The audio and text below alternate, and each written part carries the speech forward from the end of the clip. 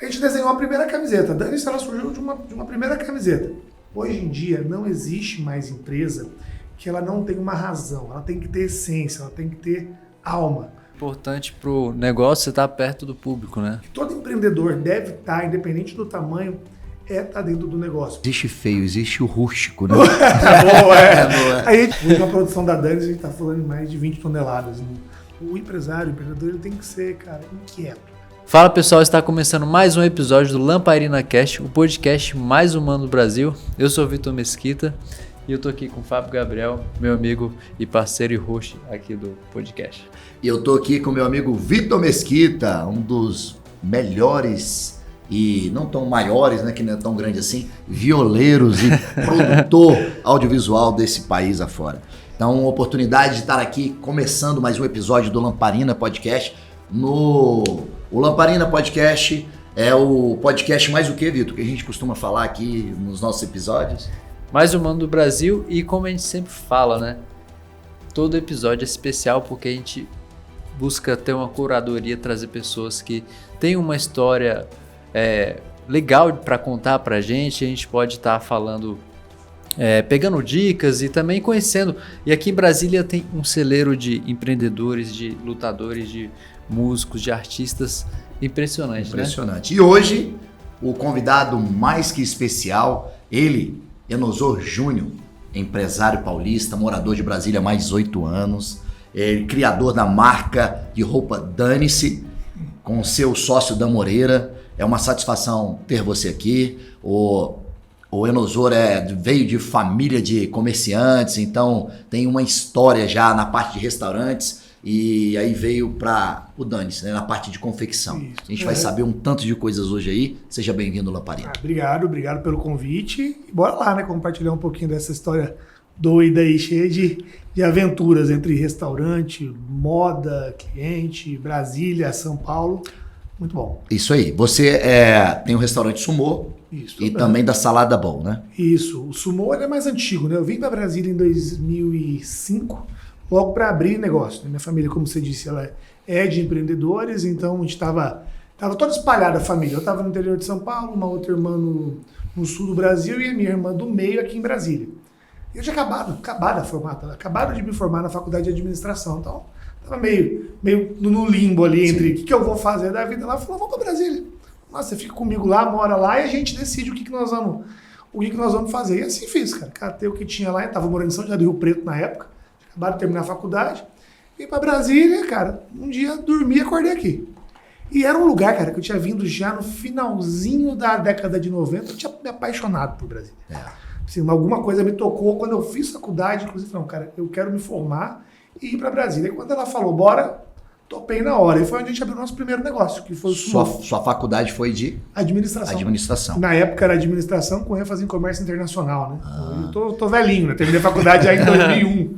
Então, assim, mudou muita coisa, mas foi uma boa base de entendimento e para eu saber realmente que o empreendedorismo já vinha, né, no sangue, mas para eu formatar a ideia mesmo de que eu queria trabalhar com administração. E o que te motivou, Enosor, de você, da área de restaurantes para confecção de roupas? Como que surgiu essa ideia dessa confecção junto do Dan Moreira? Foi uma coisa muito orgânica, assim, muito natural. Eu e Dan, a gente é amigo de longa data. Dan já foi modelo no passado, né? Então ele já teve uma ligação grande com moda. Eu também sempre gostei, por questões pessoais, sempre gostei de moda, sempre acompanhei. Como sempre fui comerciante, você está sempre no meio do buchicho ali, do rolo, do agito. Então eu sempre acompanhei muito o mercado e sempre gostei muito de moda. E, paralelamente, sempre fui de desenho também. Eu sempre desenhei, como minha família ela veio de várias frentes de trabalho. Então, e uma delas era isso, a gente era muito metido lá no interior, que no interior aí vai saber com mulherada pinta, borda, e evento, e feira, e não sei o que, e comida. São coisas os trabalhos manuais, né? A gente tem muita manufatura no interior, então eu cresci nesse meio, então eu sei fazer, inclusive, muita coisa. Além da parte administrativa, pegar mesmo no pesado ali da produção. E começamos, os papos aí das madrugadas, vai dando e eu, tá meio fraco de roupa, né? Existe ali algumas marcas chaves no mercado, Só que preço não está ajudando, outras estão mais caras, outras estão mais baratas, às vezes o caro não é tão bom e por aí vai. A gente desenhou a primeira camiseta. A Dani, ela surgiu de uma primeira camiseta. E a gente parou e foi analisando várias marcas. As mais baratas aí até as mais caras e chegamos no que a gente imaginava ser um formato ideal de camiseta. Fizemos essa camiseta, a gente achou uma costureira lá, comprou uma malha, ela costurou a peça, botamos no corpo e falou, pô, cara, não é que... Ficou legal. E a Dani-se, hoje a Dani-se tem mais modelos, a gente pode falar depois lá na frente, mas a Dani-se original mesmo, a primeira, ela tinha o quê? Um corte um pouco mais ajustado no corpo, os ombros um pouco mais largos, a manga tendo uma altura também relevante até o cotovelo, e ela mais compridinha, porque uma coisa, inclusive, que me incomodava pessoalmente é Camisa curta. erguer, acho que é o problema de todo mundo, né? Que é a Erguer a barriguinha. mão, parecia a barriguinha aqui, você pagava o cofrinho, tinha que ficar mexendo. É. Então a Dani, ela foi moldada em cima disso. Tanto que o primeiro corte da Dani, você me lembra que um dia eu tava na academia vendo um cara assim passando, eu falei, puta, é essa altura que eu quero. A camiseta de malhar mesmo, ela tem um tamanho legal. As de dry fit, elas não são tão curtas, elas são mais longas. Então a gente juntou uma série fez um Frankenstein de coisas ali e criamos o desenho. Velho, quando a gente botou no corpo, cara, é isso. A camiseta vestiu como uma luva. E até hoje eu não sei como, no primeiro micro lançamento da Dani, que a gente chamou os amigos ali para comprar as peças, a Dani só tinha um tamanho, velho, era só o tamanho M. E aí tinha cara P que serviu o M, tinha cara G que serviu o M, o GG, não sei que roupa nós fizemos lá, que foi um coringão. Aí fizemos lá a camiseta, a gente conseguiu criar esse modelo, e aí, velho, o nome. O nome. O nome do negócio. Porque é isso, ele nasceu assim, despretensiosamente. A gente não pensou em ser amigos para poder fazer um negócio. Pelo contrário, eu fui criado pela minha família falando assim, não faz negócio com um amigo. Você quer perder um amigo, você vai fazer negócio com ele. Porque... Às vezes eu fico bravo, mas aí eu respiro e falo, não, aí começa a ver as qualidades, né? Que são muito maiores E é um do que casamento. É um casamento. É uma aprender a conviver, né? Tudo isso, né? E aí vocês surgiu o nome Dane-se. Aí o Daniel foi embora pra casa dele. Eu fiquei pensando de noite, assim, liguei. Dan, tive uma puta de uma ideia. Vamos juntar o seu nome, Dan, e o meu de Enosor, que vira Dani-se. E FEM-SE do faça, do seja. Ele, você tá doido, cara, é péssimo sua ideia. Tchau. Amanhã a gente conversa. Ligou o telefone. Puta, velho, achei que eu tinha matado. Ignorante, né? É, que chato, isso, velho. Chato. Tóxico. Acordei de manhã, velho, com ele me ligando.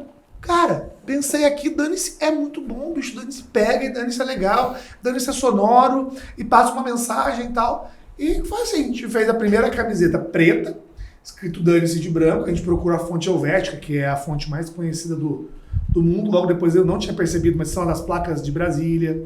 A Helvética, ela tem toda você vê, o pessoal de comunicação visual usa ela porque realmente ela é a mais legível, mais fácil de ler. Metrô de Nova York mesmo, todo dia Helvética.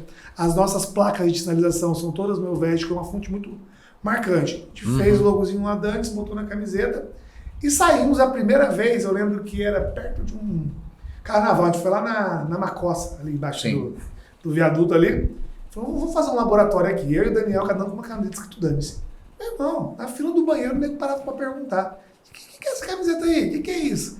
O que é esse Dane-se? E assim foi. Falei, opa, temos um negocinho na mão aí, cara. Acho que pode ser uma coisa legal.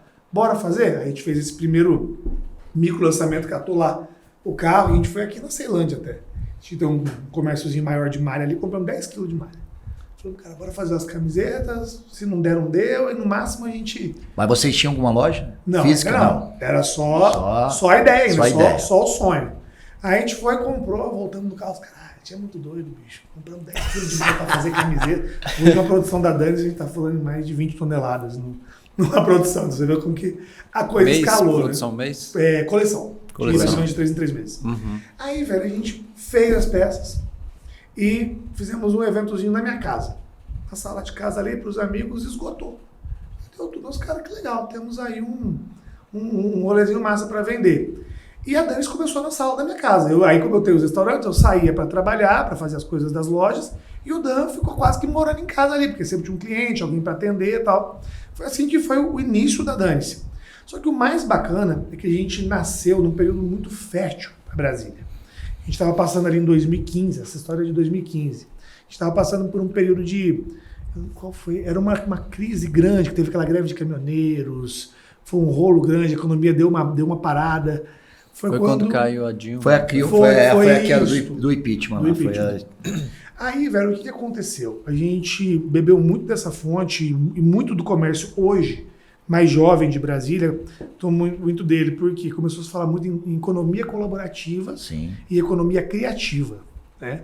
Hoje Brasília ostenta o título já há alguns anos de cidade criativa do design. Sim. Isso é um título muito bacana para a cidade. E essa efervescência toda veio no começo desse ano. Por quê? Os negócios tradicionais estavam quebrando, as pessoas estavam sem dinheiro e existe um grande movimento de ocupação de rua.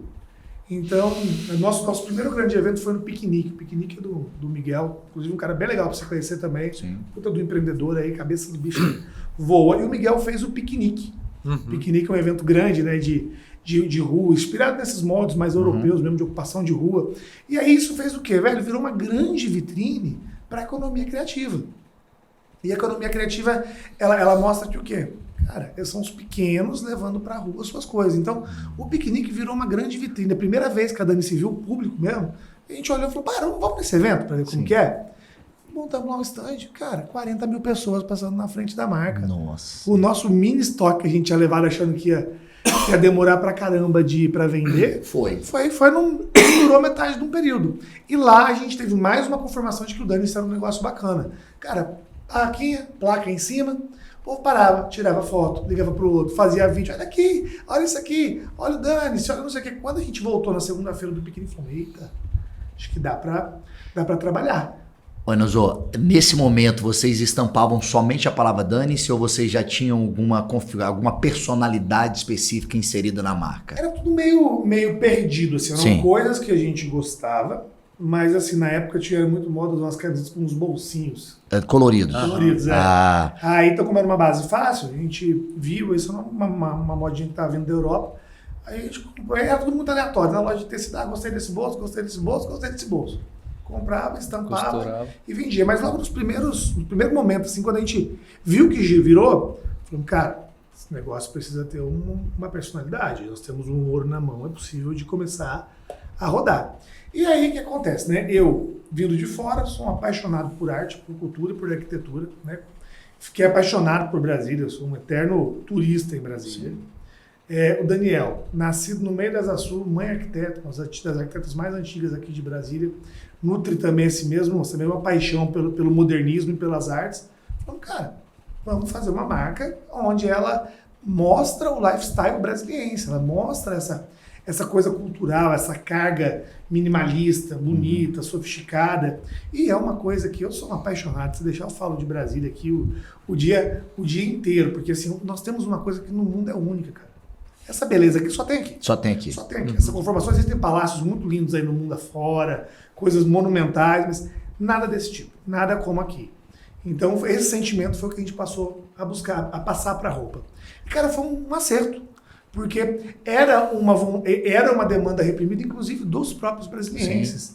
Porque uma coisa que a gente pensou assim, cara, vamos falar de Brasília, mas uma coisa que a roupa não pode ter é cara de souvenir de aeroporto. Uhum. Pode parecer uma roupa daquela que eu vou pra praia, comprei uma camiseta Steven Tereré e gostei de você. Isso foi nosso único limitador criativo. E assim foi, cara, primeira coleção já voltada para Brasília. Era inclusive no 21 de abril, Sim. No piquenique que eles fizeram no Parque da Cidade. 21 de abril a gente mostrou a primeira coleção na Dani-se, já voltada para Brasília. Brasília é parte essencial na coleção da Dani-se. Foi o primeiro negócio nosso. E foi nesse momento também que, pesquisando muito da história de Brasília, falou, cara, a gente pode botar o Atos Bucão nas camisetas, cara. É uma obra acessível, né? O Atos tinha muito essa vontade de transgredir as portas dos museus e fazer uma obra que congregue com as pessoas, com os passantes, tanto que as obras dele estão nos maiores lugares de passantes, né, da cidade e do mundo afora aí. Bora fazer um contato com a Fundação Atos Bucão? Rapaz, quando você não tem nada a perder, você fica corajoso, né? Ela aí, Daniel, o não você já tem. O conhecido não já tinha, né? A pastinha de baixo lá, eu desenho as peças, né? Eu sou totalmente analógico, não uso computador. Mas você não teve formação não. para poder desenhar as peças. Você foi pelo poder do instinto, né? Isso, eu sempre gostei de desenhar. Desenhar para mim sempre foi um desenhista e autodidata nato e com alguma ligação com a cultura e com as artes, juntei tudo e tenho facilidade mesmo para desenhar. Aí vamos lá, aí Daniel lá na porta da Fundação Atos Bucão, a pastinha debaixo do braço, meia dúzia de papel A4, uma lapiseira. E falou, cara, a gente marcou com a Valéria Cabral, que é a diretora, né, a secretária executiva da Fundação. Cara, e ela foi com a nossa cara de um tanto assim que, porra, gostei de vocês, gostei da ideia, gostei do projeto. Vamos fazer aqui uma parceria assim. Vocês podem usar a obra do Atos Bucão. Puta que... Não acredito. Caralho, que você feliz, velho. Feliz, assim, absurdamente. Aí a gente fez as primeiras roupas, fez esse primeiro lote e foi lá pro piquenique. Cara, quando as pessoas, os passantes do evento, viram a pomba da igrejinha e a estrela da Natividade, que é a obra principal do Atos, né, que as pessoas mais conhecem em Brasília. Olá, gente. Olha lá, ó. Olá. Essa é a danada, assim. Atos tem uma obra enorme, mas essa cara, tem o coração das pessoas, assim, essa conquista. Velho, quando a galera começou a ver, bicho, foi loucura. E aí foi mais um passo interessante da Dani-se, que para a formação mesmo da personalidade da Dani-se, que é o seguinte, cara, eu tô pegando uma coisa que ela não é intocada, mas ela não ou é muito caro para você ter um acesso a uma obra de arte, e trazendo mais perto do público. O cara pode ter uma obra de arte estampada na roupa, ele pode dar de presente, ele pode contar aquela história. Então eu acho que uma das coisas até prioritárias para um negócio, inclusive pelas várias áreas que eu passo, eu acho que é uma coisa muito interessante, você tem que instituir uma personalidade para o negócio. Hoje em dia não existe mais empresa que ela não tem uma razão, ela tem que ter essência, ela tem que ter alma. Porque, cara, tá difícil hoje você imaginar uma coisa que não foi feita. Né? Hoje tudo foi feito, refeito, criado, então você tem que ter propósito. Seja no restaurante, seja na marca de roupa, numa prestação de serviço, você tem que ter um propósito muito claro. E isso começa a te distinguir dos outros, né? Te coloca num outro... Eu presenciei isso com a Dani, quando a gente olhou e a Dani se passou, cara, camiseta, tem um caminhão aí de empresas que fazem muito bem, até muito mais barato que a Dani-se. Mas quando a gente entendeu o propósito da marca, olhou e falou, não, cara, essa marca ela vai comunicar isso aqui. Cara, aí nós conseguimos botar o pé no chão e criar uma história, um relacionamento com o cliente. Então eu volto a dizer, acho que o negócio, independente de qual for, ele tem que ter um propósito. A pessoa tem que estar muito claro. E o propósito ele é imutável, tá? Essa história começou em 2015, nós vamos acabar aqui em 2023. O propósito é o mesmo, mas ela já foi por muitos outros caminhos. E como é que a gente faz para comunicar isso? Uma coisa é o cara ter aquela ideia, ele acredita muito, mas às vezes ele não consegue comunicar com o cliente. Cara, a primeira coisa que eu imagino é você conseguir, inclusive, deixar muito claro o que você faz, o que você quer e confiar na sua ideia, porque realmente não é de cara, não. De repente você tem uma proposta que as pessoas não entendem e vai por água abaixo, então o cara confia. Vai bater uma vez, vai bater 2 vezes, vai bater 3 vezes, até que consiga entender. E eu acho que, apesar de estar difícil criar coisas novas, não fica olhando para a grama do vizinho. Faz o seu, cara. Você está com uma ideia, confia. Claro, com uma certa... com uma certa habilidade de olhar para até onde é o sonho, até onde é doideira aqui da minha cabeça, até onde é só conceito, como que eu faço isso virar um negócio. Você tem que juntar tudo isso, porque às vezes tem boas ideias que elas só moram na sua cabeça. Com certeza. Sim. Então, assim, a Dani-se é bom, cara, você ter sócios, né? Tirando essa brincadeira ali que às vezes dá vontade de matar, mas você sozinho ali, você acha que, cara, tive uma grande ideia. Você bota na mesa, você começa a olhar e vê que não tem alguns defeitos na sua ideia. Quando você tem outra pessoa junto, mais 1, 2, 3 cabeças pensando, você consegue organizar melhor e formatar. Então, eu acho que a primeira coisa é confiar no negócio e ter responsabilidade e maturidade até para olhar ou dar ré e falar, cara, não, viajei aqui, acho que não é legal. É ter um senso crítico que faça contribuir para aquele crescimento, né? Para que você tenha, eu vi você falando, tem que ter uma essência, tem que ter, eu vi que a história de vocês está sendo embasada, vamos dizer, nessa essência. Né? Vocês iniciaram com essa história da Fundação Atos Bucão, lá quando vocês entenderam a personalidade da marca, vamos dizer assim, e aí veio a Fundação Atos Bucão, e aí em seguida também vocês receberam o reconhecimento do IFAM, né? Como usar o selo de Patrimônio Cultural Brasileiro. Como que isso aconteceu? Cara, isso foi muito bacana e mais uma vez fruto de uma comunicação muito, muito firme, por exemplo. Hoje, a Dane-se, a gente moldou ela para um formato maior, né? Nós estamos trabalhando para uma expansão nacional. E a nossa missão, visão, valores, ela está bem clara o seguinte: hoje a Dane-se comunica cultura, moda e comportamento. Então, são os 3 pilares que os anos me fizeram formatar e condensar a história. Até voltando na pergunta anterior do Vitor, é justamente isso, né? Também o negócio tem que estar enxuto, como deixar clara a mensagem. E a mensagem da Dane-se hoje é isso: moda, comportamento e cultura. Aí, então, voltando na sua pergunta sobre o IFAM, primeiro movimento, Fundação Atos Bucão. Aí veio a minha leitura de entender os monumentos, pegar o lifestyle brasiliense e condensar em roupas. Quando a gente fez isso, e estava muito bem comunicado, chamou a atenção do IFAM. Então, inclusive, foi até eles que me procuraram. A gente está fazendo aqui aniversário de Brasília, já era 4 anos atrás, acho. Aniversário de Brasília, e a gente hoje entende que o IFAM ele bate muito o seguinte: o senso de pertencimento. Né? Além do IFAM ele preservar o que já existe na cultura, eles querem despertar nas pessoas o senso de pertencimento. E o senso de pertencimento só vai quando você conhece alguma coisa. Por exemplo, todos nós somos donos da igrejinha, se você pensar por esse lado. Cara, eu corro, eu gosto muito de corrida. Cara, sábado de manhã, minha corrida rotineira é a Esplanada dos Ministérios. Eu ando naquilo, cara, eu me sinto naquilo, eu gosto de ver. Pertencer. Cara, eu fico triste se eu vejo um negócio mal com a manutenção que não tá em dia. Eu fico envergonhado se eu pego uma pessoa lá de São Paulo, pô, vamos ali na Esplanada pra você ver. E chega lá, porra, velho, tá meio lascado o negócio, não tá bom. Então, esse senso de pertencimento é legal. E o IFAM viu na Dane-se isso, uma empresa que aproxima as pessoas da cultura, falando de uma maneira simples, uma das maneiras mais fáceis, né, mais burocráticas e mais populares de levar é a moda. É uma coisa que você veste, uma camiseta, você comunica a moda. Aí o IFAM olhou e entendeu que a Dane-se era uma empresa propagadora de cultura. E aí que a gente contribuía com a propagação da cultura e naturalmente, da preservação da cultura. E veio do próprio IFAM a sugestão também de falarmos não só das coisas estáticas, das coisas monumentais, das construções, colocar dentro da nossa história também a parte de comportamento.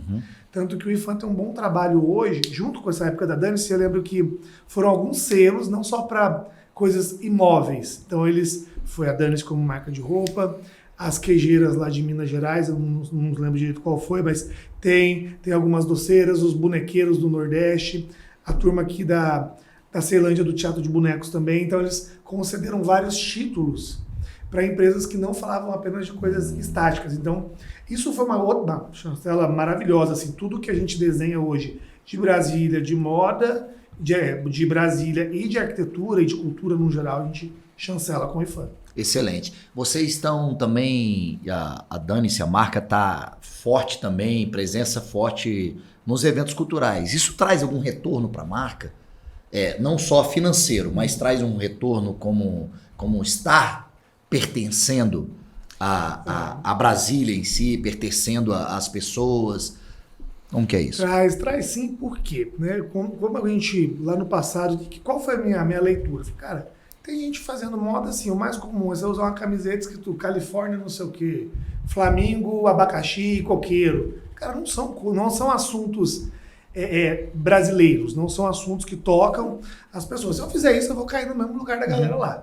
Eu falei, não, então vamos lá, vamos pegar a nossa linguagem brasiliense e instituir na roupa. E desde então, o Brasília e a arquitetura e a cultura andaram muito juntos com a Dane-se.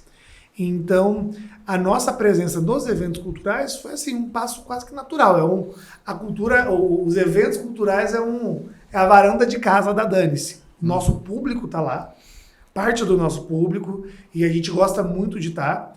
E cada vez mais, e a coisa foi se retroalimentando, porque as pessoas sabem que nós falamos de cultura. Então, já os convites começam a aparecer, as sugestões de pauta, de tema, de entradas ou de patrocínios, já é uma coisa natural mesmo chegar na Dane-se. E é uma coisa assim, importante pro negócio, você estar perto do público, né? Você entender, né? Porque a gente tá pensando, eu imagino, né? Tô pensando em fazer uma coleção.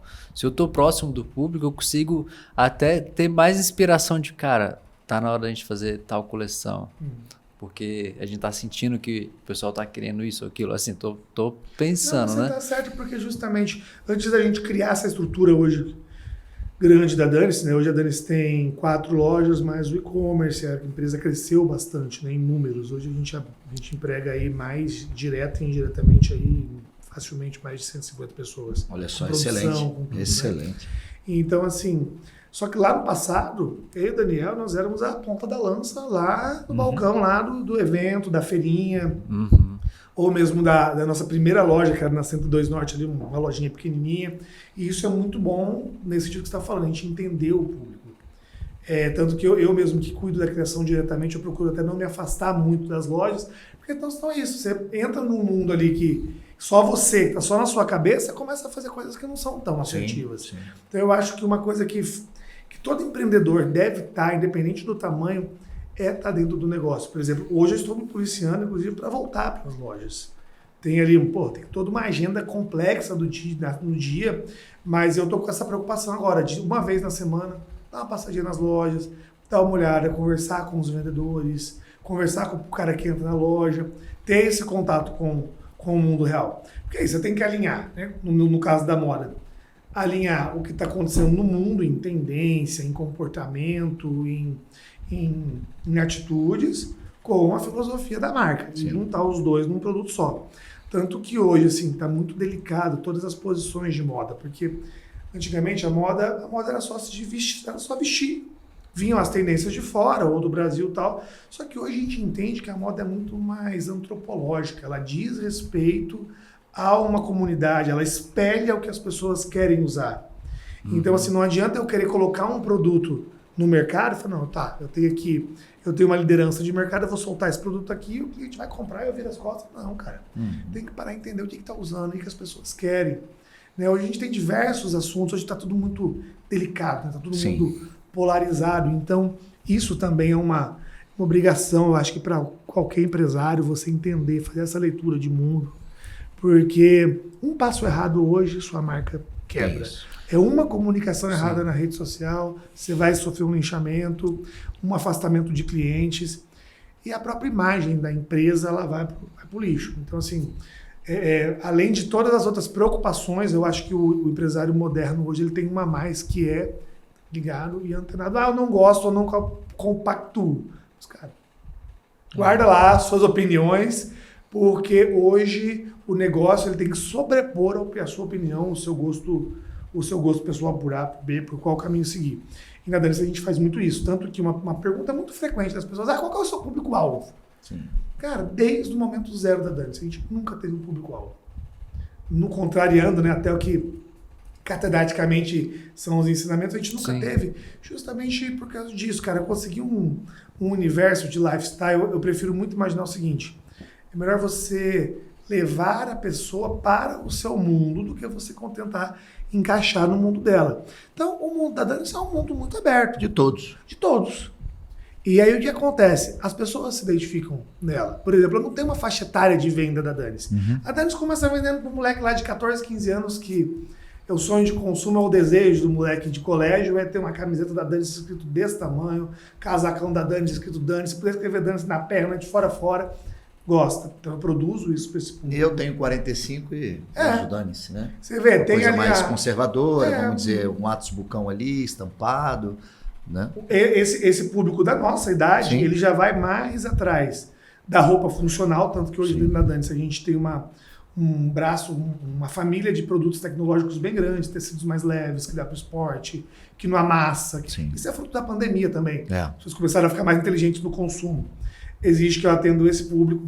Cara, eu atendo, principalmente aqui no Iguatemi, que tem um pessoal mais velho, atendo cara de 70, de 80, feliz da vida, porque eu peço com ele pela arquitetura, pela cultura, pela mensagem que está passando. E o nosso grande público consumidor é essa faixa aí de 30 até os 45, que como a gente ali está procurando uma roupa legal, que conte uma história. Tanto que a gente gosta muito de usar esse termo, que são peças que contam a história. A gente eu já percebi que o cliente está dando isso. Ele vai dar um presente. Essa camiseta aqui, tá vendo? É do Atos Bucão. E olha aqui, essa é a pomba, essa é a estrela, não sei o quê. Você fica feliz de contar a história ou de presentear a pessoa. Então, volto mais uma vez reafirmando ali. Isso quer dizer muito do lifestyle da empresa. Isso você consegue implementar. Você vê. Então, a gente consegue ter homens, mulheres, adolescentes, pessoas mais velhas, pessoas mais novas. O público nosso é muito grande. e o ambiente ele é neutro para receber todas as pessoas. Eu quero que ali dentro a pessoa seja um indivíduo e que seja o momento dela mesmo Sim. de prazer. Tanto que quando a gente abriu a primeira grande loja, que foi a do Iguatemi de Brasília, a gente sentiu a necessidade de ressignificar o nome da marca. Porque essa história do Dane-se, Damas e Enosora, a gente contava no começo e tal.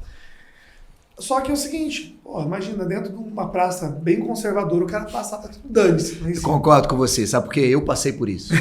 Eu passei por isso, foi interessante, que eu não usava justamente logo no início o dane-se, porque pra mim, ao meu entender, o dane-se era, dane-se. Imagina eu, uma pessoa, né, não sou tão garotão assim, sou um garotão, usando dane-se, né? Ou pra trabalhar, pra trabalhar. Como é que eu vou trabalhar ali, com dane-se e tal? Hoje eu tenho camisa escrito dane-se, mas assim, entendendo muitas a marca, mas entendendo a ressignificação de tudo, né? Da própria marca, da personalidade que você está usando, né? E ela veio de uma leitura, cara, que aconteceu lá no passado, atendendo um cliente, chegou um molequinho com o pai, não lembro certo, chegou um molequinho com o pai, o menino assim, pai, o que é dane-se? Aí eu falei, agora eu quero ver o que o pai vai falar, e ele deu a melhor resposta pro menino. Falou, cara, dane-se é uma coisa assim, não tem problema, eu faço da maneira que eu quero, do jeito que eu quero, do jeito que eu acho melhor. Aí aquilo ficou na minha cabeça. Quando a gente trabalhou essa indicação, eu falei, cara, tanto que o dane-se, a gente agora nem mais, mas antigamente, mas tem que fazer o foda-se. Eu comecei a falar, cara, não é uma coisa pejorativa, eu não quero que o dane-se seja ruim. Eu quero que o dane-se seja bom, por exemplo. Cara, eu tô meio gordinho, cara, mas eu vou correr no parque e vou arrancar minha camiseta. Vou ser feliz, dane-se. Eu tô aqui fazendo direito, mas eu nunca gostei, quero fazer arquitetura. Eu vou largar no último, dane-se. É muito mais o livre-arbítrio. Um livre-arbítrio. Isso, é muito mais dentro do que uma coisa que eu quero passar pro mundo, uma banana pro mundo. Não, é mais um sentimento mesmo de livre-arbítrio. Enosor, desculpa te interromper. Hoje a gente houve a ressignificação da marca quanto a isso. Aí vocês viram essa necessidade de trazer justamente esses pontos. Quais são os obstáculos, as dificuldades que vocês... Porque nem tudo é flores, né? A gente tem, ainda mais nesse mercado que é o Brasil, tão diferenciado em todos os outros mercados do mundo, ao meu entender, ainda mais na área de confecção, para você se manter ali. Por exemplo, shopping e outras... lojas funcionam muito em momentos de venda em ápice, né? Ou um dia, o Natal, coisas desse nível. Trabalha com essas sazonalidades, né? Dessas datas. Dia das Mães, do pai. Esse é o principal desafio de vocês hoje ou não? Rapaz, eu vou te dizer que no principal desafio nosso, inclusive, no início, foi produção. Porque Brasília ainda... já mudou muito, né, de quando eu cheguei para cá, mas ainda a gente não tem um parque fabril muito forte. Sim. Muito grande. Então a gente teve que montar hoje a Dane-se tem uma confecção dedicada para a Dane-se. Porque a roupa ela tem algumas particularidades, então eu precisava de pessoas dedicadas a fazer Dane-se, são parceiros que só fazem Dane-se. Porque a gente eu não tinha muito mercado, eu não tinha muito parque em Brasília para fazer produção. Então foi um grande desafio. Conseguimos vencer isso com quase que botando aqui debaixo da asa os cuidados da construção da roupa. Já é sabido no Brasil, né? Toda a parte de impostos, as cargas tributárias são complexas. Eu dei sorte, né, de estar naquele momento que a efervescência das pessoas querendo coisas novas, querendo romper com a roupa do luxo, ou sem grana mesmo, cara. A gente vendia a Dane-se a menos que R$100, o cara olhava, eu posso comprar duas a Dane-se ou da marca X? Foi onde começou a girar, e veio muito nessa busca. Então, assim, as dificuldades elas têm, ainda continuam tendo. Por exemplo, eu passei por blocos de dificuldades, né? Quando saiu da sala da minha casa para a lojinha na 102, foi o nível de dificuldade. Quando saí da 102 para a primeira loja no Iguatemi, deu um salto de dificuldade. Hoje a gente está com 4 lojas espalhadas pela cidade, lojas boas que rodam, mas tem também um nível de dificuldade que eu já estava esbarrando.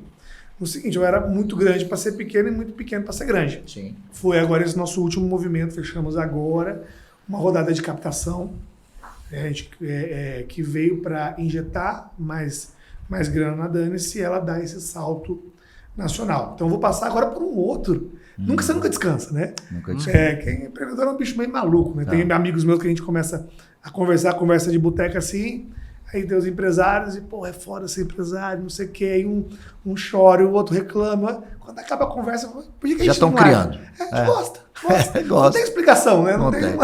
É o gosto, porque não é pau para todas as áreas. E agora a gente passa por uma outra, para um outro nível agora, que é essa expansão, é aumentar a empresa, aumentar a produção. Provavelmente a gente deve ir para cima de Rio e São Paulo, né? Sim. Grandes capitais. Seria a minha pergunta. Dentro do projeto está essa escalada, Uhum. essa invasão, reforçar a venda online, que é uma ferramenta maravilhosa, mas hoje muito cara. Você vê, hoje você girar, antigamente você falava, não, abre a lojinha virtual lá que vai vender pra caramba. Não, hoje em dia não é mais assim, não, meu amigo. É quase um outro negócio. É como um restaurante, né? Antigamente você achava que delivery era só botar a comida na marmitinha ali, dar um nó, chama o motoboy e entrega. Mas eu tenho as lojas de sala de bolo, tanto aqui em Brasília quanto em São Paulo. Cara, São Paulo mesmo é uma doideira online. Por quê?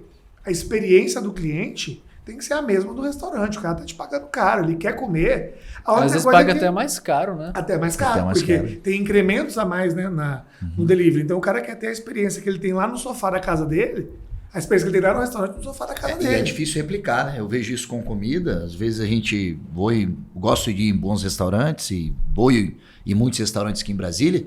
Às vezes quando pede, não é igual. E acaba ficando frustrante, né? E aí isso, pra marca, isso não é uma coisa boa, né? Você imagina, você pediu, você nunca viu a marca ali. Você pediu na sua casa, você não gostou, cara, você não vai na loja física. Não vai. Não vai, não.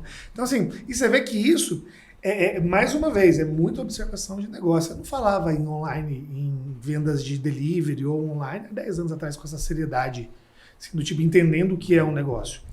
É interessante essa sua perspectiva, porque, ao nosso entender, depois da pandemia, surgiram muitas vendas virtuais, né?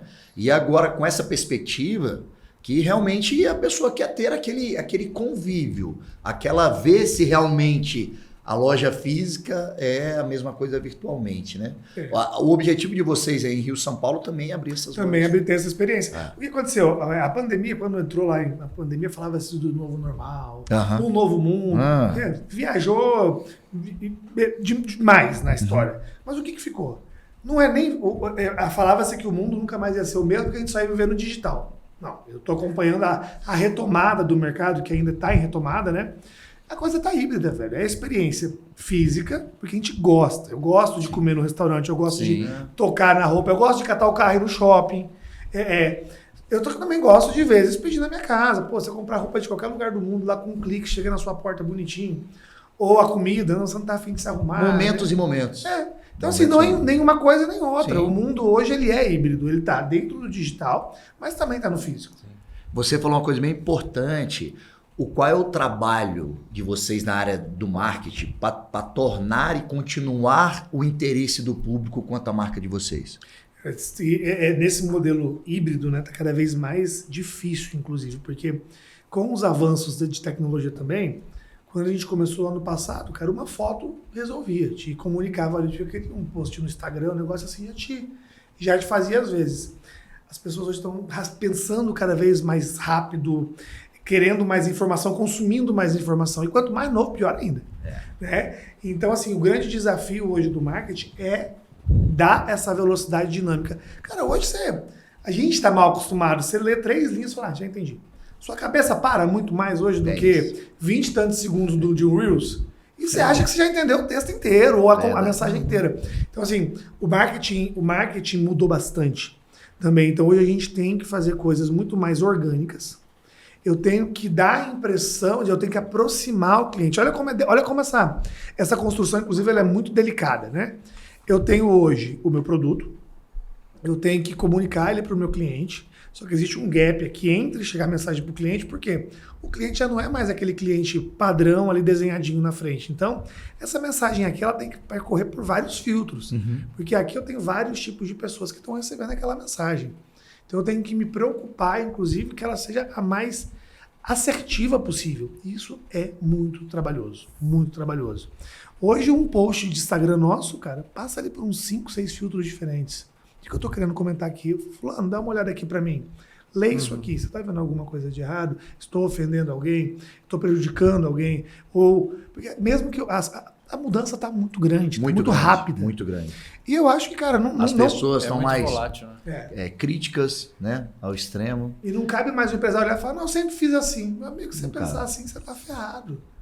Eu que não estou tão velho, já me sinto velho quando eu vejo a molecada de 16, 17, o papo é outro. O papo é outro. É outro, e você tem que se adequar, assim. Eu quero que a marca, que as minhas marcas perdurem por muitos anos. Perpetue, então, né? E eu preciso dar 2 passos atrás e observar isso. Então, a comunicação, acho que é um dos pontos mais sensíveis e mais delicados, porque é isso.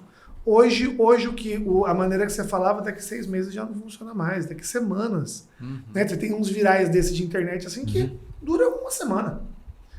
Tem cara que dura 2, 3 dias. O máximo, com sorte, ele vai durar ali um mês. Então você tem que estar muito adequado, muito alinhado, independente do tipo de negócio, em como comunicar.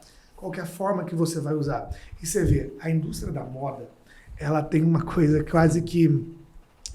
Cara, é severa até. A moda tem muitas coisas boas, sim, mas você vê, você usa pessoas cada vez mais novas para divulgarem um produto para pessoas cada vez mais velhas.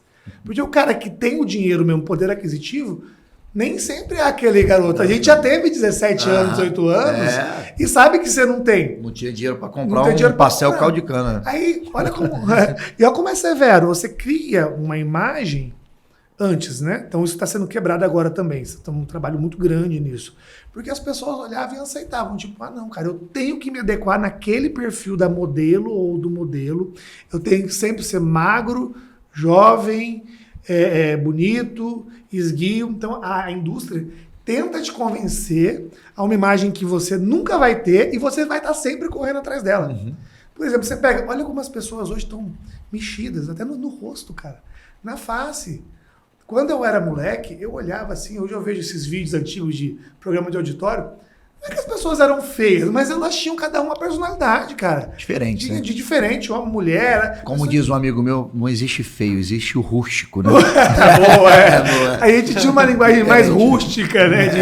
E hoje as pessoas elas estão assim, niveladas num padrão de beleza que foram impostos para ela. E isso... Tudo que chega no extremo vai cair. Eu acredito realmente, fielmente, que isso vai cair, porque tá chegando numa coisa tão artificial que as pessoas vão começar a voltar no natural, porque você não consegue mais ver a beleza das pessoas, até assim, a pluralidade de pessoas, a essência dela tá tudo meio igual. Então, assim, a moda pregou muito tempo isso, agora a moda vem voltando e batendo em cima, realmente. Volta mais uma vez no meu conceito lá do dane-se. É do tipo, o dane-se também está se preparando para voltar a ser mais dane-se. Porque você vai se moldando dentro de um formato, só que o mercado, as pessoas consumidoras, elas já não estão mais querendo isso.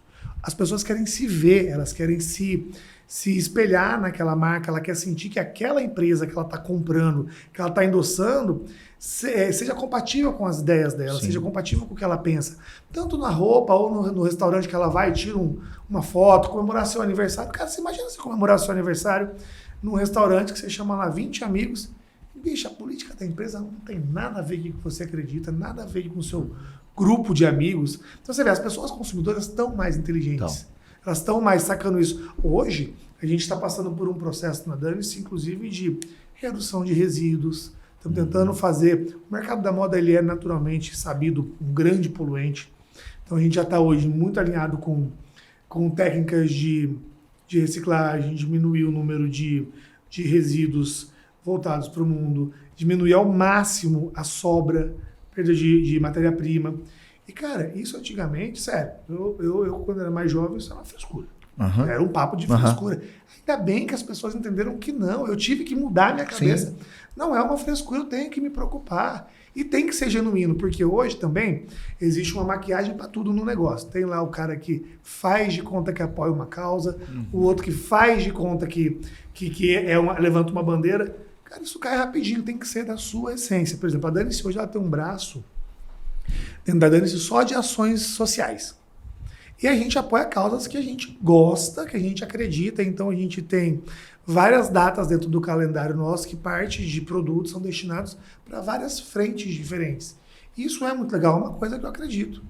É uma coisa que eu entrego, que eu quero retornar para a comunidade. Então, além disso, né, então só resumindo o que a gente falou, que nós construímos uma série de assuntos que convergem lá na comunicação. Mas é o seguinte, apesar da sua empresa ter que ter uma personalidade, essa personalidade ela tem que estar adequada com uma comunidade. Hoje a gente não vive mais sozinho. Né? Hoje é tudo muito global, hoje tudo alcança muito mais. Então você tem que ver o que você está comunicando, a maneira que você está comunicando, como ela está sendo feita essa comunicação, qual efetiva ela é e se ela está alinhada com o mercado. Porque você vê, a moda, não só a moda, mas acho que para todo o mercado consumidor, eu gosto muito de pensar que ela é o espelho da sociedade. Sim. Por exemplo, ó, eu lanço agora, fora essa coleção na próxima, uma coleção toda inspirada na década de 90. E por quê? Eu já tinha isso, já estava com esse projeto na cabeça, e as semanas de moda da Europa, todas falaram de 90 esse ano. Mas por quê? Como a gente está prevista uma crise na Europa adiante, as grandes empresas e os grandes investidores da moda falaram, ó, nós não podemos errar. Não vamos criar nada estratosférico. A gente precisa voltar para o minimalismo, para o que vende, para o que é certo, porque vai estourar aqui na frente. E dito e feito, as criações são todas inspiradas na década de 90. Existe um dado interessante, que de 20 em 20 anos a moda se renova.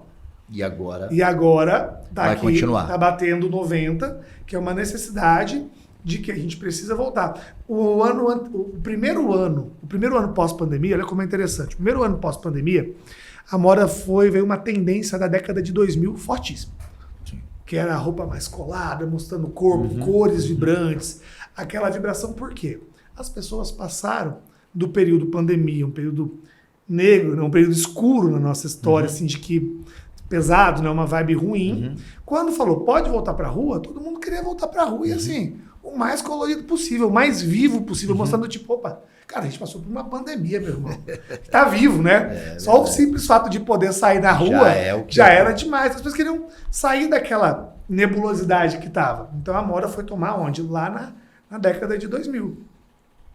Só que o 2000, no ano de 2000, ele foi buscar inspiração na década de 80. E a década de 80, ela era pós-guerra. Então, o mundo estava saindo de uma outra depressão e as pessoas queriam a mesma coisa. Comunicar, opa, estamos bem, estamos vivos, estamos vivendo, a gente está se reconstruindo. Então, você vê que é cíclico. Tanto que, assim, quando estava em pandemia, qual foi o caminho que a moda tomou? Cara, as pessoas estão em casa. O que eu vou vender para o cara ficar em casa? Isso deu uma quebra grande, porque, assim, os restaurantes, a gente conseguia entregar comida, porque você queria continuar tendo ali o consumo, comer ali sua carninha do lugar que você mais gosta e tal. E pra roupa, meu irmão, eu ia vender roupa pra quem? Não tinha pra onde ir, não tinha pra onde sair. Só usa pijama. Só usa pijama. E aí esse foi o gancho mesmo que a moda entendeu. Falou, cara, a gente tem que criar roupas confortáveis para as pessoas que estão em casa. E a roupa confortável é o quê? O moletom, as modelagens mais amplas, é a roupa mais folgada. Concordo. E as pessoas começaram a procurar, inclusive, braços de afeto. Até as texturas das roupas mudaram. Coisa mais macia, mais quentinha, mais gostosa, um trem que você lava que você não tem que passar. Então isso ajudou muito a moda. Você vê, né? E quando saiu da pandemia, veio essa quebra. Ninguém mais queria usar roupa largona. Pô, peraí, meu irmão, voltei pra rua. Eu quero mostrar o corpo, eu quero ir pro parque, eu quero ir pra piscina, eu quero usar roupa colorida, eu quero mostrar que tá tudo bem. E mais uma vez, volta no 80, você vê. Na década de 80, existiam 3 grandes grupos, né? Que eram os Athletic Suits, que é a galera da malhação, que queria, lembra, a gente que é mais velho, aqueles macacões colados. Sim. Cara, eu já usei um shortinho, eu você também, vê as fotos pelo da amor de vergonha, Deus, meu amigo. Shortinho da Tico, bem curtinho. Tava revendo umas fotos esses dias aqui em casa, não tive coragem de mostrar pros meninos, não. Regatinha aqui pra malhar fina, né? Não satisfeita, ela cavava atrás ainda, assim, na regatinha.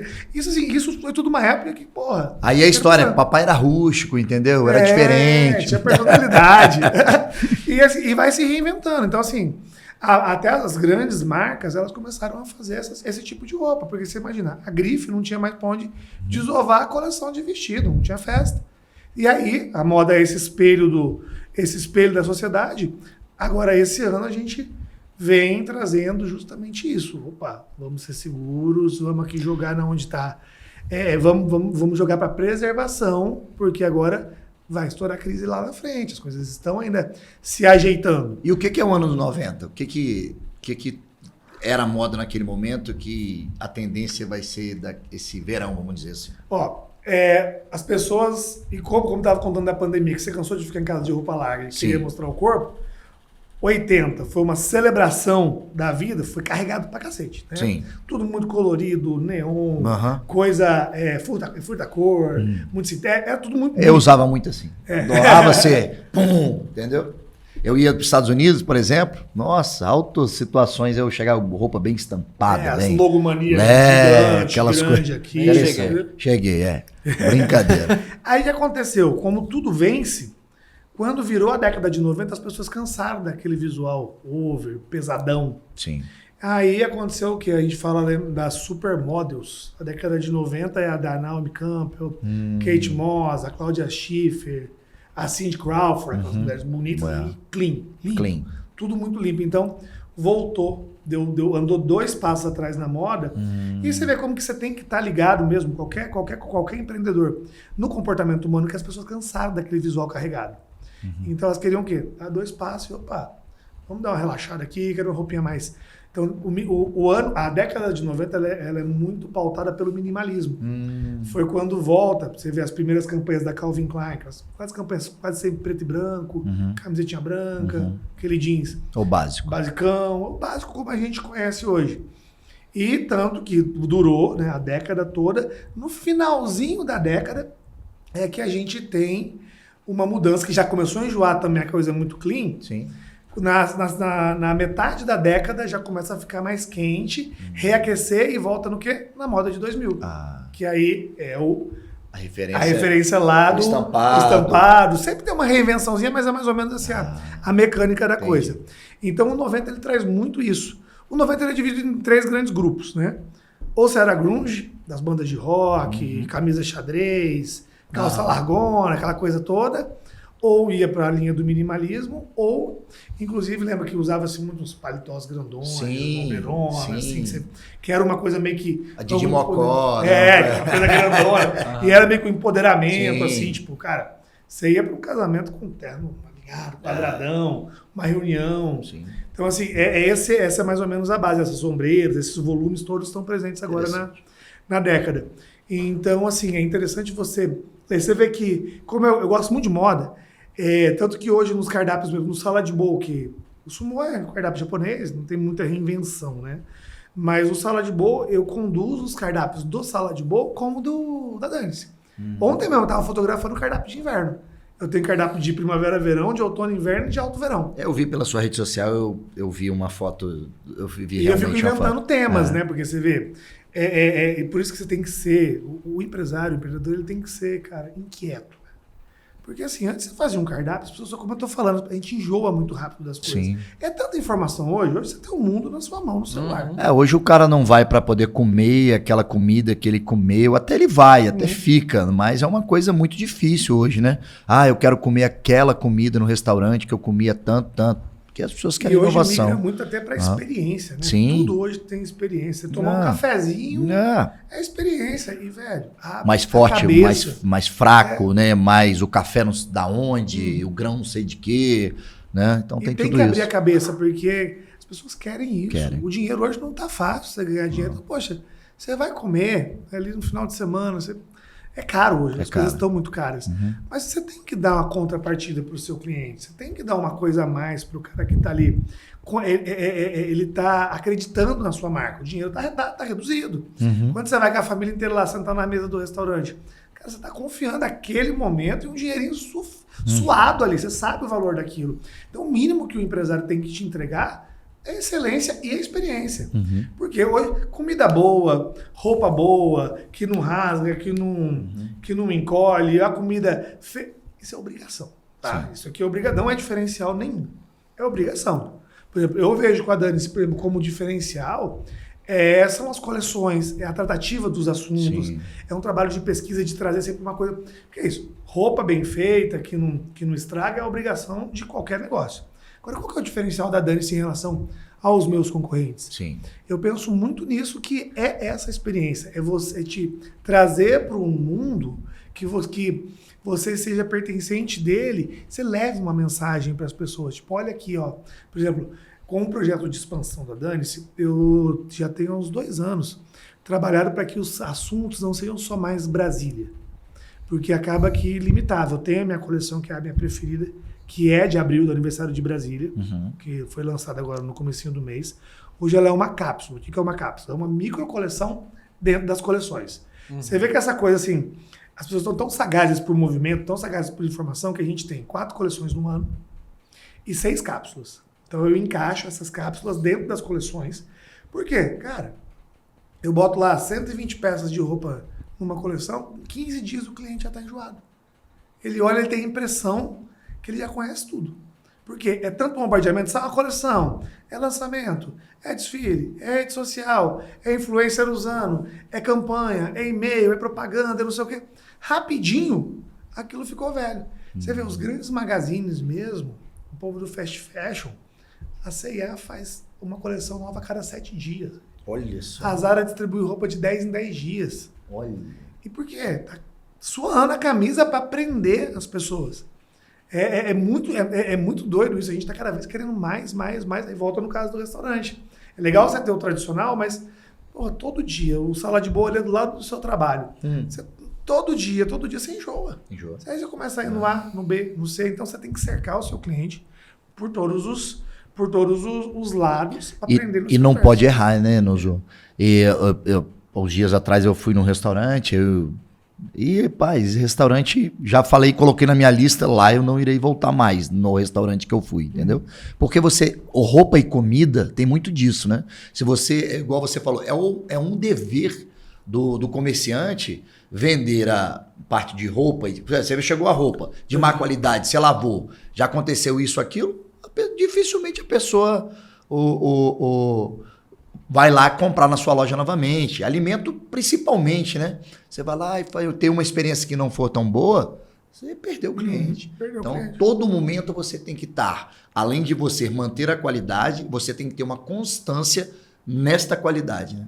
Sempre. E o cliente fidelizado é o cara que volta realmente nessas duas frentes que a gente está em paralelo conversando, tanto na alimentação quanto no consumo de roupa. Você fidelizou, o cara volta, ele nem pensa, ele volta várias vezes. Tanto que assim, quando eu peço o cliente e trago para ele para dentro da minha loja, eu tenho que inclusive oferecer para ele tudo que eu puder para que ele não vá para o concorrente do lado. Por exemplo, hoje ele entra da Dane-se, ele tem a camiseta, a meia, a cueca, o boné, o óculos de sol. Por quê? Se eu não tiver a meia, eu só vou aqui na loja do lado ver. Não volta. Não volta mais. Eu só aqui já pego o celular ali e compra. Perde o... Sim, você entendeu? É muito complicado. Eu tenho que ter de tudo. E aí, voltando ali do que eu estava te falando, a gente na Dane-se, eu percebi que eu precisava, inclusive, não ficar só nichado. Sim, a Dane-se é um orgulho ser brasiliense, um orgulho ser uma marca de Brasília. Hoje, infelizmente, a produção não é mais 100% em Brasília, mas a camiseta, que é o carro-chefe da marca, ainda é produzida aqui, mas hoje o universo da Dane-se, ela vai linho, tecido plano, alfaiataria, roupa de esporte, casaco, como a gente está entrando no jeans agora. Então são coisas que não são comuns aqui da gente ter em Brasília. Mas é uma coisa que eu percebi, que para eu não ficar nichado, e até mesmo com o risco de morrer mesmo só aqui, foi mudar, mais uma vez, ressignificar. Então, moda, comportamento, cultura. Eu quero dizer o quê? Quando eu vou para a cultura, eu posso falar de qualquer lugar do mundo. Sim. Do mundo. Então, eu posso falar não só dos artistas modernistas, não apenas dos arquitetos ou dos prédios de Brasília. Cara, existe cultura em todos os lugares do mundo. Então, isso é uma grande diretriz criativa da Dane-se. Eu continuo na pauta cultura, mas hoje, quando eu fui começar a pensar num projeto de expansão nacional, minha primeira coleção fora de Brasília foi falando da Lagoa da Pampulha, do complexo da Pampulha. Aí entra... Quem que era prefeito da...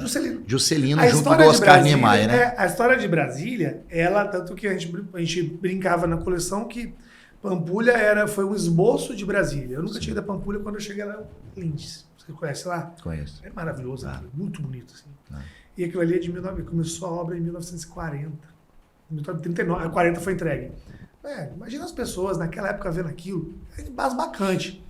E foi da cabeça o JK juntou a turminha dele ali, né? JK, Oscar, Burle Marx. Atos Bulcão estava ajudando o Portinari naquele painel da igreja lá dos fundos do São Francisco de Assis. O Lúcio Portinari. Costa não participou dessa. O Lúcio vem depois na parte do urbanismo. Do urbanismo. Mas ele já estava na turma ali também. Então, assim, tem muita similaridade com Brasília.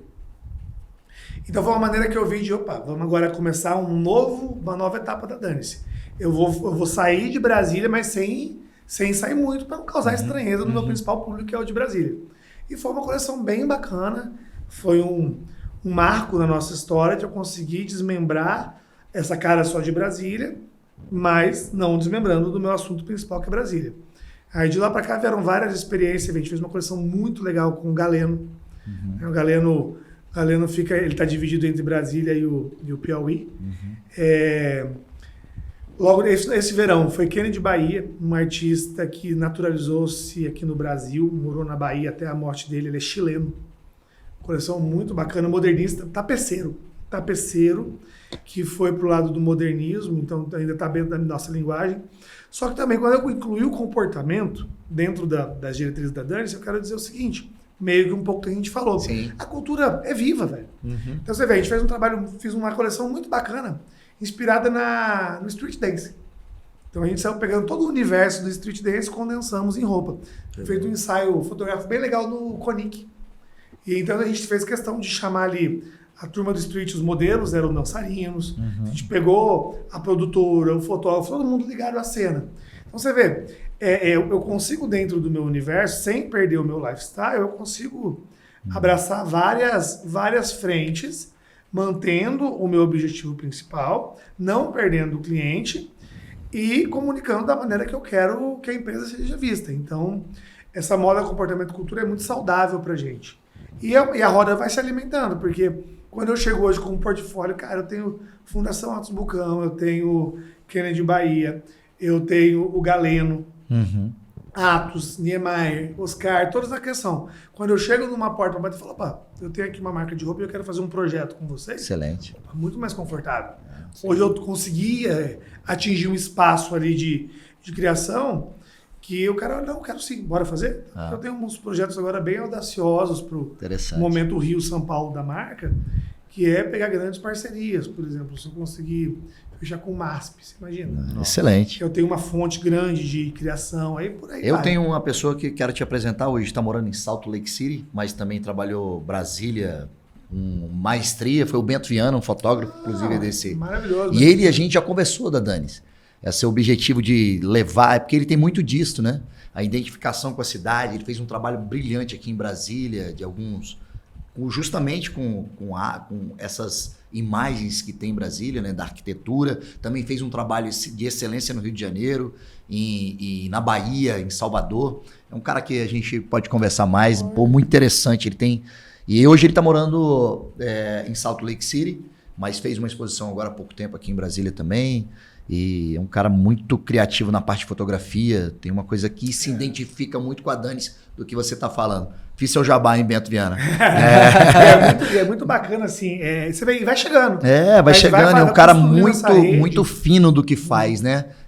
Você é muito parecido com ele, assim, né, Vitor? A parte de detalhe é uma coisa muito bonita de se ver. Quando a pessoa leva, por exemplo, da parte de moda, você trazendo aí conceitos que você fala de coração, você fala de uma coisa que realmente você vai vestir uma camisa com alegria. Pô, caraca, que legal, eu tô vestindo essa camisa porque foi feita com carinho, com atenção, olhando todos os aspectos que Brasília tem, né? Então, com carinho com o comerciante, com o cliente, né?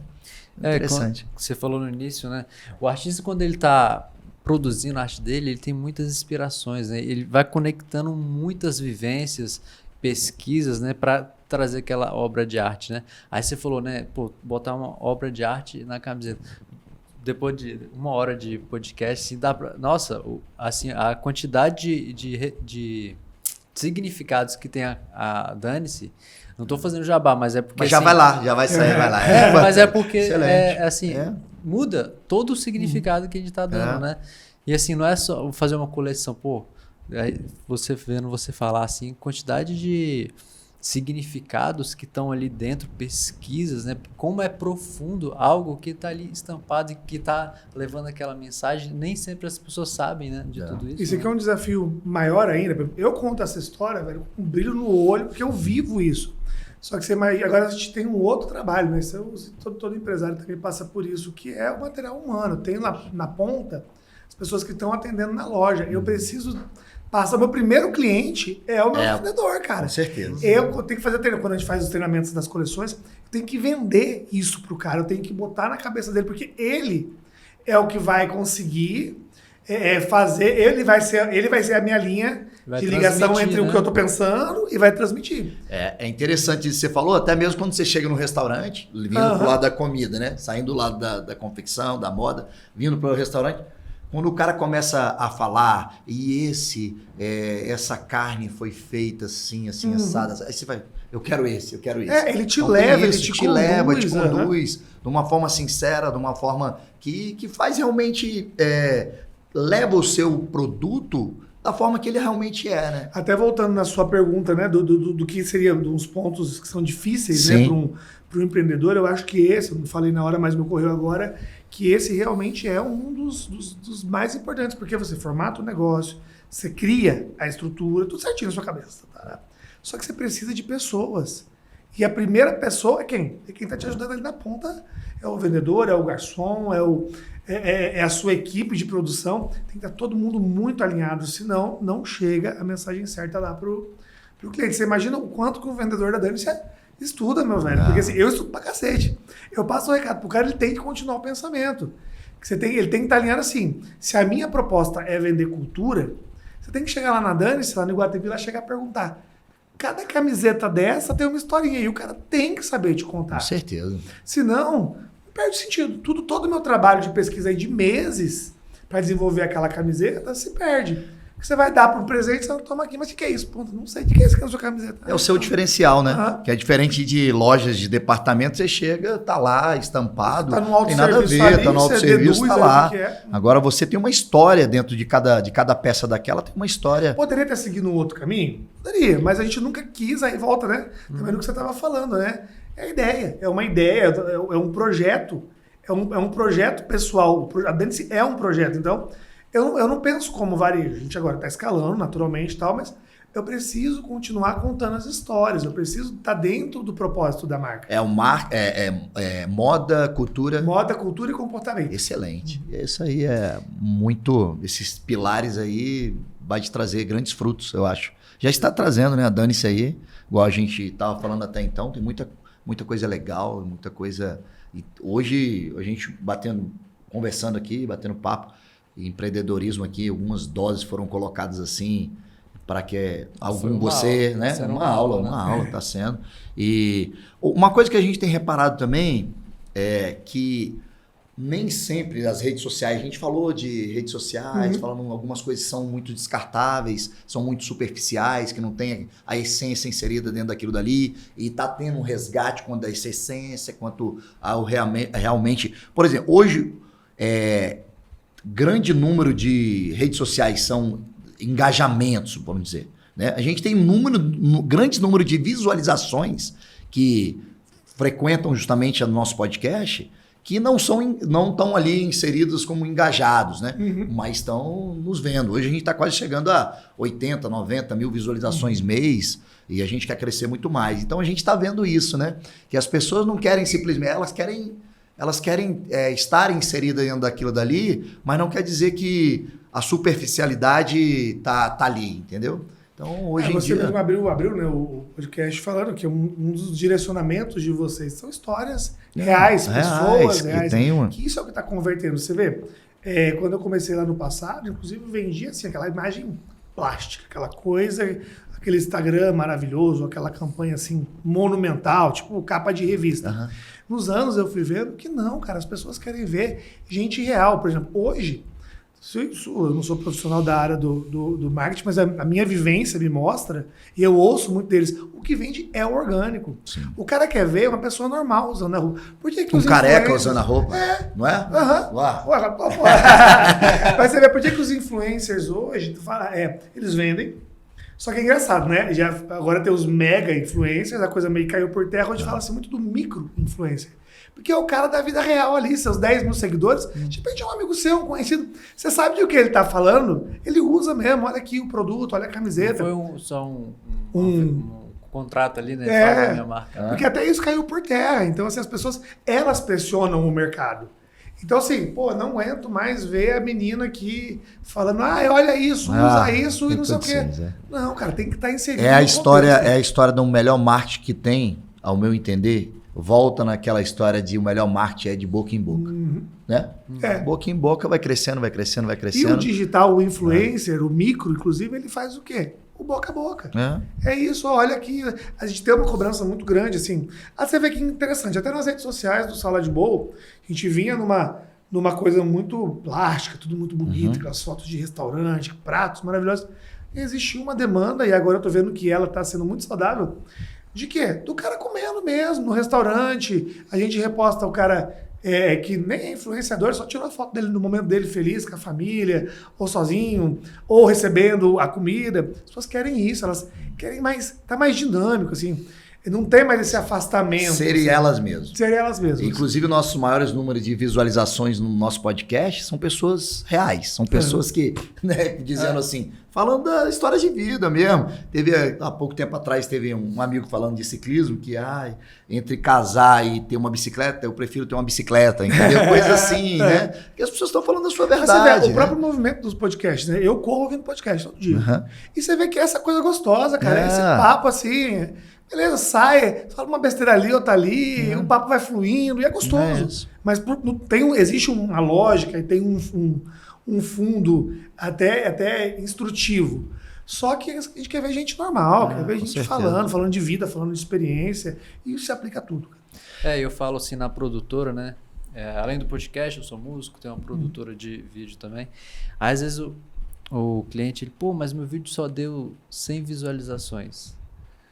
Eu falei, cara, mas são 100 pessoas que assistiram o teu vídeo. Bota 100 pessoas no auditório, na sua sala. Né? Se a gente for parar a pensar assim, poxa, é outro ângulo de vista, né? Não é a quantidade, e sim a qualidade daquele conteúdo que a gente está fazendo. Né? E hoje em dia, nas redes sociais, a comunicação, né? Meu filho vai estudar numa escola bilíngue aqui em Brasília, uma das pioneiras, tem 26 anos. Eles nunca tinham feito um vídeo de vendas. Em 26 anos. Porque assim, o serviço deles é muito bom. Aí eu falei, meu filho vai estudar na Affinity, né? Posso até falar que o podcast é nosso, né? Jabá. Aí um amigo meu, deixa eu ver o Instagram. Assim, o valor do Instagram dele para a escola é incomparável. Porque assim, eles nunca focaram nisso.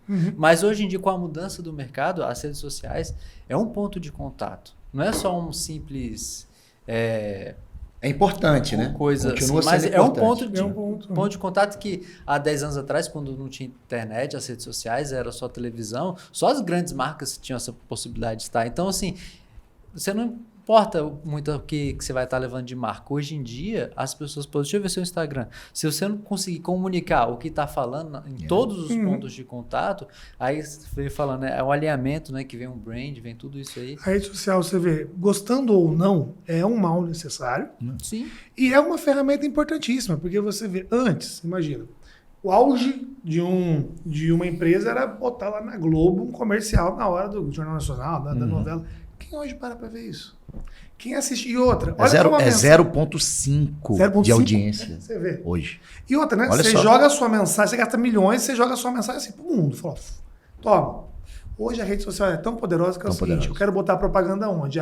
Para homens de tanto a tantos anos vai chegar dessa maneira. O tráfego joga lá certinho.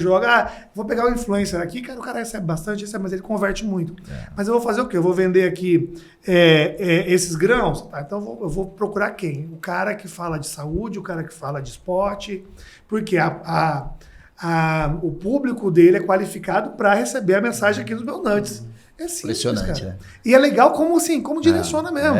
E que adianta eu colocar uma propaganda da Dane-se para uma pessoa que não congrega ali com aquilo. A gente tem e hoje, né, são botões ali, né? Você acerta que assim, público-alvo, a idade, é o esportista, isso, aquilo. É muito importante a ferramenta, importante. É muito mais inteligente. É muito importante. E você falou uma coisa que é interessante, é o seguinte, do vídeo, né, do cara que teve 100 visualizações, um dia um cliente amigo, falou assim, há muitos anos atrás, falou assim, cara, vocês não estão mais publicando mais nada da Dane-se? Eu, como assim? Final de publicações? Aí ele parou para ver e falou, cara, eu já entendi. Ele falou, vocês estão fazendo algumas coisas tão grandes, tão plásticas, tão bonitas que eu não curto mais, eu só passo. Porque é tudo igual. Aí eu falei, puta, olha aí, o gancho, cara. Pegamos o gancho. O gancho. Eu falei, eu preciso tocar novamente o cara, eu preciso fazer, vida real. É isso. Porque senão eu tenho um amigo mesmo, você olhou e falou, eu não vejo mais Dane-se. Eu falei, mas tá aqui. Ele, nossa, mas isso é da Dane-se. Até o muito lindo, muito maravilhoso. Desconecta, né? Desconecta. É o virtual e o físico, né? Você tem que chegar ao equilíbrio quanto a isso, né? Tem que juntar os dois, você tem que ver. Você vê, às vezes, por exemplo, eu tenho momentos da minha rede social pessoal que tem muito mais engajamento que o da Dane-se. É isso. Você vê. A gente até estava falando antes de iniciar o podcast, falando do Menos é Mais, né? Que grupo de pagode. Eles estouraram quando fizeram o Churrasque 1. Aí depois teve a pandemia, eles fizeram assim, diversas produções assim, cinematográficas assim, lindíssimas. Inclusive uma foi, acho que segunda live, que a Dane-se participou também, né? Que foi ali na Mansão dos Argos, aqui em Brasília. Muito lindo, assim, as imagens. Mas o engajamento, a visualização foi muito menor, porque senão conectou. Tá lindo, mas se não conectou com o público. Foi uma reflexão que a gente fez, né? E isso é importante a pessoa saber, pô, eu não vou produzir conteúdo porque eu não tenho condição de pagar uma equipe ou não tenho o equipamento. Cara, às vezes não é isso. Não é isso. A questão é você comunicar o que realmente acontece, né? E assim, rápido. Né? Porque também o ciclo é contínuo. Até essas grandes produções demandam muito tempo. Hoje não, cara, é muito mais ali. Pelo celular você já faz e já... um videozinho ali rápido e as pessoas estão aceitando e gostando desse tipo de coisa. Até com seus pequenos defeitinhos ali, não é aquela coisa tão... Se bem que hoje com o smartphone na mão, você faz tudo. Você faz tudo. É isso aí, meus amigos. Mais um episódio tão especial, como todos os outros episódios aqui no Lamparina, com Enosor Júnior, um dos sócios da Dane-se, uma marca que vem crescendo cada vez mais no Brasil afora e também é proprietária do Sumô, do Salada Ball. É uma satisfação aqui tê-lo aqui em nosso episódio tão especial do Lamparina Cash. Não é isso, Vitor? Exatamente, foi uma aula, né, de empreendedorismo. E se você ainda não se inscreveu no nosso canal, se inscreva, aproveita a oportunidade que a gente está aqui semanalmente trazendo novos episódios, trazendo pessoas que tenham histórias relevantes para contar, basicamente dentro desses 3 nichos que a gente falou: empreendedorismo, artes, esporte, né, que são fundamentais para a nossa vida, porque esse aqui é o podcast mais humano do Brasil. Então, Enosor, muito grato pela oportunidade da gente estar batendo esse papo. Se quiser falar suas considerações finais. Legal. Obrigado pelo convite. Muito bom o papo. Vocês viram que eu falo pra caramba. Se deixar aí, dá mais uns 5, 6 episódios. E é gostoso, é bom você fazer o que gosta, fazer o que curte. Hoje em dia, acho que a gente falando muito de mudanças, né, de comportamentais, e hoje o mundo está muito mais disso. Hoje, faz o que você quer, seja quem você quer, dane-se. Dane-se um pouco, né, do tipo, cara, o mercado está aí, quem faz bem feito consegue. Cara, eu mesmo hoje, o meu trabalho, eu não sei, eu não consigo mais separar o trabalho da vida pessoal, porque eu faço o que eu gosto. Tô aqui, daqui a pouco a rotina não tem rotina, então é muito legal mesmo. Segue, faz o que tá na cabeça. Com segurança vai dar bom. Muito bom. É isso aí, mais um episódio do Lamparina Podcast. Vai lá no YouTube, adiciona a gente lá para receber aquele sininho e também nos sigam aí nas plataformas no Instagram e no Facebook. Valeu, pessoal. Até o próximo episódio.